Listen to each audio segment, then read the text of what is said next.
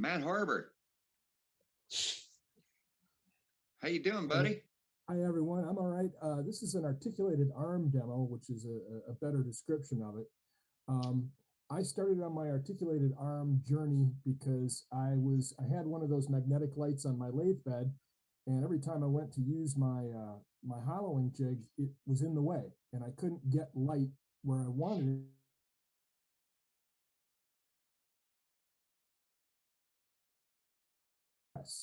So I started looking into building some articulated arms, and my first goal was to find a way to get light onto my piece and out of the way of my hollowing jig in the process. So the first one I came up with, let me show you this one here. It's this, and I built it, and when I get back to this arm here, I built from what I'm calling arm video number one. The guy who did it calls it something else, but I basically built this. This is the first arm I built, and it basically is from the same way he builds it in this video, and I'll post a link of that in a moment. This arm is now mounted on the wall behind the lathe because where I have it here did not give it enough freedom of motion. Okay. So let me go back to, let me stop sharing and post those links in the.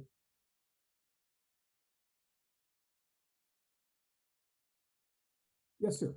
Before you go on, you have that rack you have for all your tools. Could you say something about it? Sure. What this came out of my kitchen. It was one of those. It was one of those racks on a pull-out drawer that holds like trays and stuff. Okay. And what I did is I cut it and made like two little walnut dowels to widen it. And then I hung it from my light rack. So the tools, it's right above my tailstock, and I could just grab the tools I want right quick. They're right there. Very cool. Nice idea. So it need to be wider, the tools would fall off. So I like wider. Well, how do I make this wider? All right. So the arm I'm going to show tonight is my second generation arm, and that's this one here. And this is the arm that is on my lathe and holds my overhead camera. Okay.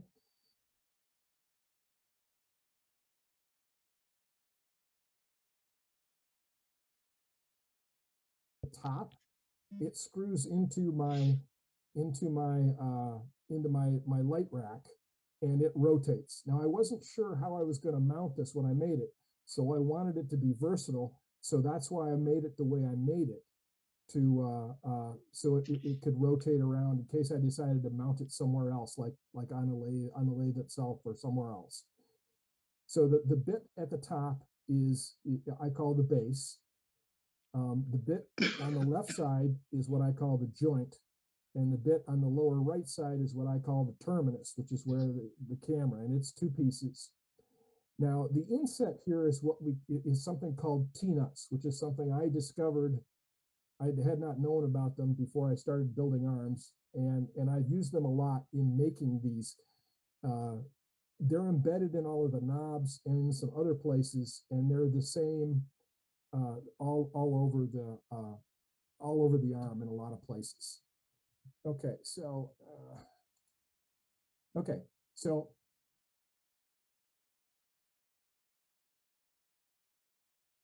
knob to adjust the entire arm. So this implies that at least one set of the arms from both adjustable sections must be on the same bolt. My problem with the first arm I built is it was hard to reach the adjustment knobs, and I was using wing nuts instead of those knobs I've got now. It was hard to reach them because they were a long ways back behind the lathe, and it was hard to adjust it and loosen the arm to move it.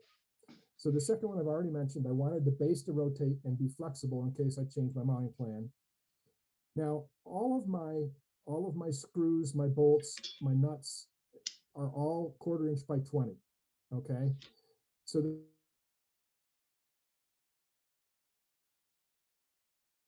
webcam and our quick change mount. The 1/4 inch by 20, one of the reasons why I use those is they're also the standard screw in the camera. So let me stop this for a minute and show you what I mean.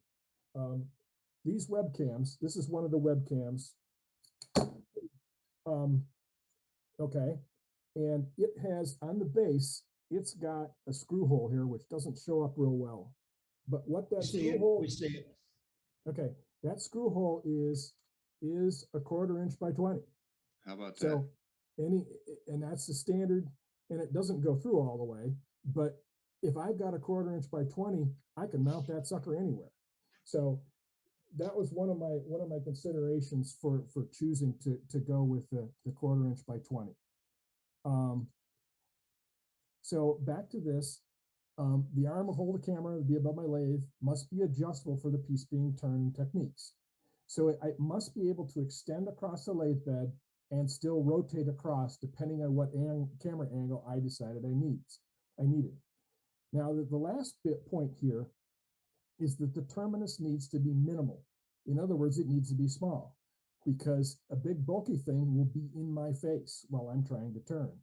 And I don't want that. And it needs to be adjustable, okay? Okay, so these are the notes, specifications, and links. At the bottom are the links I posted in the chat. The bolts, washers, and T-nuts are all 1/4 inch by 20, and it's also the camera thread dimensions. Most parts are made from 1/2 inch plywood. The exception, 3 of the arms are made from 3/4 inch plywood for stability. The base to joint arms are 12 inch long. The joint to terminus arms are 13 inches long. All the arms are 1 inch wide. The bolt holes are 1 inch from the ends, and I'll show that in a minute. These can be modified. So if you decide that you need your arms to be longer, you can just make longer arms and put them in instead. I have longer arms, and these are shorter than when I started. Okay, so this next point is kind of important. When building the base, the joint, and the terminus, remember to leave room inside for the arms to rotate freely. So the bolt holes need to be at least 2 1/4 inch apart, and I'll show you that why in a minute. On the base, when I built this one first, I had to change where my screws were and Dremel some bits out because there wasn't enough room inside for things to move around. So there's inside some of these, there's little structural cross supports, and they're in there with 3/4 inch long screws. And I use Type Bond 3 for the wood joints and JB Weld epoxy for the T-nuts. All right, let me go and show you. This is how to make the knobs.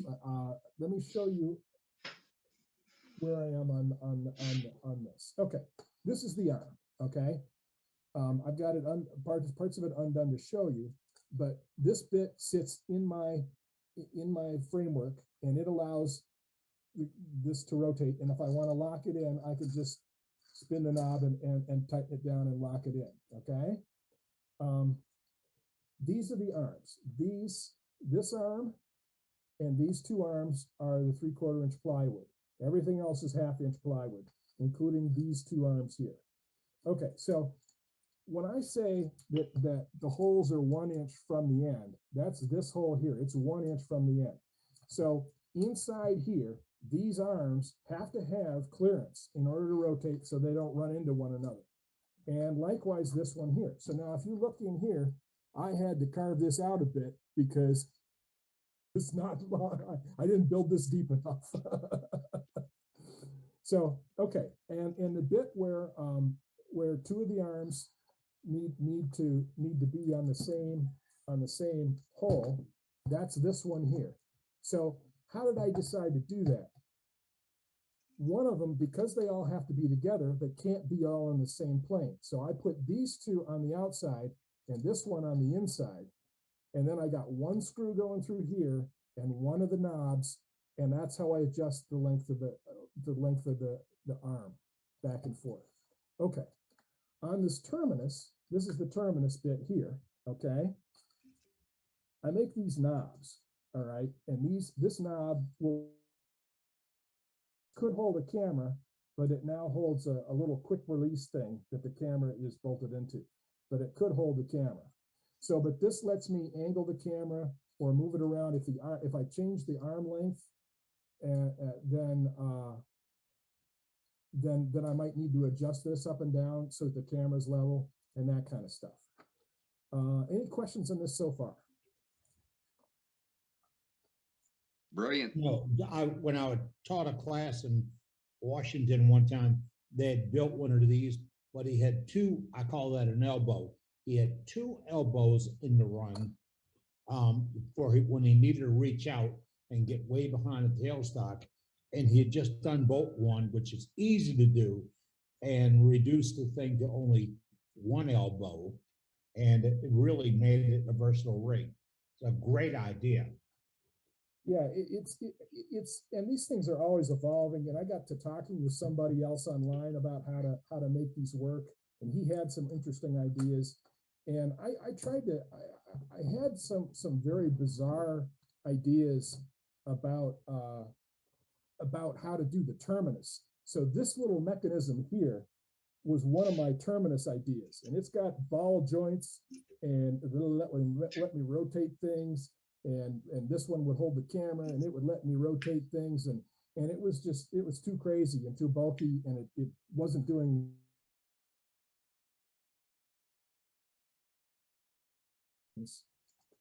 to get where you need to be. And one of the beauties of something like this is it becomes versatile to the point where you've done something that doesn't work, and then you can just undo it or make a different part.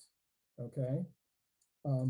So anyway, this knob goes on here like that. And so I have this on above my headstock, and I can get it up out of my way and tighten the knob, and it stays there. I tighten it, it does. Tighten this knob, and it stays there, and it's out of my way. And then when when it comes time to do a demo, I can bring it down and put the camera over my headstock, and it stays there. And I can adjust this so that I got the camera at the right angle. So that's how that works. And so making the knobs themselves was so. This is the knob construction instructions, okay? And one of the reasons why you use this plug, so that the bit in the diagram, the piece on the left is the actual knob, and you use the plug so that the knob is not flush against the wood, okay? So you can actually turn it. You're not scraping your fingers every time you try to turn it, and it's not being interfered with. And also it helps hold the T-nut in place. So this is basically the instructions about how you do this together. But the T-nut I use Forstner bits for all this, and this is how I do it. And when I'm cutting out the knob, so let me show you. Let me step away and show you what the knob, like that's the knob. This is the plug. This is the knob, and there's a T-nut inside here. And there's a slight depression here where this plug fits through. You've got to make sure everything's on center. And if you consider the stresses on things, you don't want to crank down the T-nut so that it puts outward pressure on it, because it can, I use epoxy in there to help secure the T-nuts, but you can pop those T-nuts out if you work hard enough at it, because you've got a lot of force, because this friction is the only thing holding these together. So I will send you guys the PDF of that PowerPoint that I just showed, that shows the documentation and instructions for turning the knobs. The videos, I do most of the stuff that the first video shows on the arm, I'm still doing when I make arms. I cut the little holes for the bolts and everything on the table saw. On these knobs, I use a compass to do the outside diameter, and then I use Forstner bits to hollow this bit out, and then I get it on the bandsaw, and I just smooth out the edges. You know, I might trim it up with the bandsaw before I go on the belt sander. But this is all just very quickly rounded out on the belt sander and sanded out. So Beautiful work, sir. thank you. It's fun, and it's fun to make something useful that really helps. And so now I've got a big arm that's solid as bedrock. It gets the light where I want it when I want it, and I've got another really good arm, this one here, that gets my camera right where I want it, and it's infinitely adjustable and it's quickly adjustable, which is fun. So and it makes it easy to find good camera angles. You know, find the camera angle that's optimum for what you're trying to do. Because sometimes when you're turning in a demo and you've got a camera directly over the lathe, you can't see what the tool's doing. You can't, you know, whereas if I can move it back here and have it aiming, then everybody can see how I'm turning the tool on the piece, if that makes sense. Yeah, and then if you're using one camera, or to look from the tail shop to watch the tool work. It's handy. And the reason I led into this when we were talking to John Brown was Mr. Brown was having a little problem with camera placement, and I don't know what he's using. I have tried those, I call them pantograph arms, panogram arms that you're building out of the ones made for desk lamps. And Yep, guess what? I've gotten inspiration. I've got one of those this lamp right here that you guys can't see is one of those articulated arms. And I've gotten inspiration from those. Matter of fact, after I built the first arm, I went and took a look at how they're designing these other ones. One of the things that becomes patently obvious here is that this angle and this angle, like these two are parallel, okay? It's the same angle here and here. And likewise, this angle here on these screws and these screws, it's the same angle, okay? So that's why it works, is it always, that allows you to get things, to keep things working the way, you know, they can be organized to work. So if that dimension and angle is off, the piece will not come down parallel. The camera will parallel. Right, the arms will come together. Okay, the arms will come together and impede each other. You know, this way they always stay the same equidistant apart, and you don't run into problems until you get like right up close like that. Okay, but I got like this will go. This will go, you know, all the way over here. Okay, it's got a if they're you know. If they're free, I've got, you know, nearly 180 degrees worth of movement on those. You know what I mean? How many times you pinch your finger in that? I gotta count. Once, just once. No, it's happened more than once. Yeah. I try not to move very quickly with these. I have pinched them on the desk lamp, so